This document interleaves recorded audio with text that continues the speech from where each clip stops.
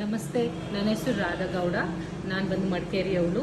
ಎಲ್ಲ ಚೆನ್ನಾಗಿದ್ದೀರಾ ಅಂದ್ಕೊಂಡಿದ್ದೀನಿ. ನಾನು ತುಂಬಾ ಚೆನ್ನಾಗಿದ್ದೀನಿ. ನಾನಿವತ್ತೊಂದು ಸ್ಮಾಲ್ ಟಾಪಿಕ್ ನಿಮ್ಮ ಹತ್ರ ಹಂಚ್ಕೊಬೇಕು ಅಂದ್ಕೊಂಡಿದ್ದೀನಿ. ಆ ಟಾಪಿಕ್ ಏನಂದರೆ, ನನ್ನ ಅನುಭವ ಪ್ರಕಾರ ನಿಮಗೂ ಎಲ್ಲರಿಗೂ ಅನುಭವ ಆಗಿರುತ್ತೆ ಆ ಥರ ವಿಷಯಗಳು.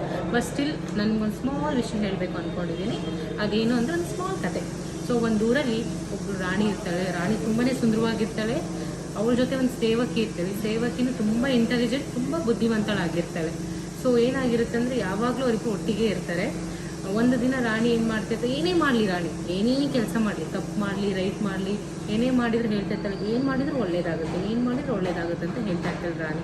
ಸೊ ಒಂದು ದಿನ ರಾಣಿ ಅವಳು ಕಡ್ಗ ಕ್ಲೀನ್ ಮಾಡ್ತಾ ಇರ್ತಾಳೆ. ಕಡ್ಗ ಒರೆಸ್ಬೇಕಾರೆ ಅದು ಕೈ ಮೇಲೆ ಬಿದ್ದು ಹೋಗುತ್ತೆ. ಕೈ ಮೇಲೆ ಬಿದ್ದೋದಾಗ ಆ ಕಡ್ಗ ಈ ಸ್ಮಾಲ್ ಬೆರಳಿದೆಯಲ್ಲ, ಇದು ಕಟ್ಟಾಗುತ್ತೆ. ರಾಣಿದು ಸ್ಮಾಲ್ ಬೆರಳು ಕಟ್ಟಾದಾಗ ಸೇವಕ್ಕೆ ಏನಾದರೂ ಒಳ್ಳೇದಾಗುತ್ತೆ ಅಂತಾರೆ. ಅವಾಗ ಏನಾಗುತ್ತೆ ಅಂದರೆ, ರಾಣಿಗೆ ನನ್ನ ಬೆರಳು ಕಟ್ಟಾಗಿದ್ರು ನೀವು ಸೇವಕ್ಕೆ ನಂದು ಏನಾದರೂ ಒಳ್ಳೇದಾಗುತ್ತೆ ಅಂತ ಹೇಳ್ತಾಳೆ ಅಂದ್ಬಿಟ್ಟು ಕೋಪ ಕೊಂಡ್ಕೊತಾಳೆ. ಕೋಪ ಬಂದಾಗ ಅವಳು ಏನು ಮಾಡ್ತಾರೆ, ಎಲ್ಲ ಸೇವಕಿಗೆ ಹೇಳ್ತಾಳೆ, ರಾಣಿ ಇವಳ ಫಸ್ಟ್ ಇಲ್ಲಿಂದ ಹೊರಗಡೆ ಹಾಕಿ, ಇವಳು ಇರಬಾರ್ದು ಅರಮನೆ ಸೇವಕಿ ಅಂತ ಹೇಳ್ತಾರೆ. ಸೊ ಎಲ್ಲ ಏನು ಮಾಡ್ತಾರೆ, ಸೇವಕಿ ತೊಗೊಂಡೋಗಿ ಹೊರಗಡೆ ಇರ್ತಾರೆ. ರಾಣಿ ಒಂದು ದಿನ ಸಮಯ ಬರುತ್ತೆ, ಎಲ್ಲ ರಾಜ್ಯಗಳಿಂದ ಎಲ್ಲ ಕಡೆಯಿಂದ ಅಲ್ಲಿಂದ ಎಲ್ಲ ಯುದ್ಧಕ್ಕೆ ರೆಡಿ ಆಗ್ತಾರೆ. ಕಾಡಿಗೆ ಹೋದಾಗ ಎಲ್ಲ ಸಪ್ರೇಟ್ ಆಗ್ತಾರೆ. ರಾಣಿ ಒಂದು ಸೈಡ್ ಹೋಗ್ತಾರೆ, ಸೇವಕಿ ಒಂದು ಸೈಡ್ ಹೋಗ್ತಾರೆ, ಅವ್ರ ಜೊತೆ ಇದ್ದವರು. ಇನ್ನು ಉಳಿದ ರಾಜ ಎಲ್ಲ ಸಪ್ರೇಟ್ ಆಗ್ತಾರೆ ಬೇಸಿಕ್ಲಿ.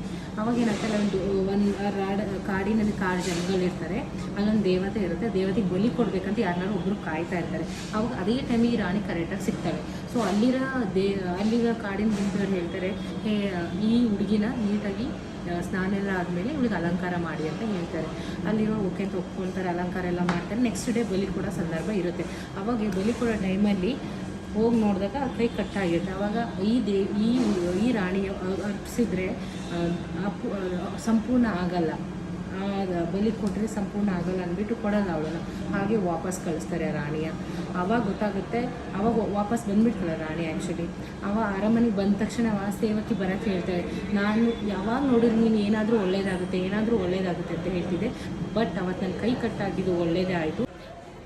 ಸೇವಕಿ ಬರೋಕ್ಕೆ ಹೇಳ್ತಾಳೆ ರಾಣಿ.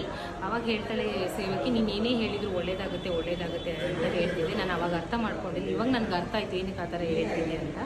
ತುಂಬಾ ಖುಷಿ ಪಡ್ತಾಳೆ ರಾಣಿನೂ ಸೇವಕಿನೂ ಒಂದು ಹಾಕ್ತಾರೆ. ಈ ಸ್ಟೋರಿ ಆಫ್ ದ್ಯಾಟ್ ಏನಂದರೆ, ಸ್ಟೋರಿಲಿ ಏನು ಅರ್ಥ ಆಯಿತು ಅಂದರೆ, ಮನುಷ್ಯ ಏನೇ ಮಾಡಿದ್ರು ತಾಳ್ಮೆ ಇರಬೇಕು, ಮತ್ತು ಏನೇ ಮಾಡಿದರೂ ಒಳ್ಳೇದಾಗುತ್ತೆ ಅಂತ ಪಾಸಿಟಿವ್ ಇರಬೇಕು. Thank you.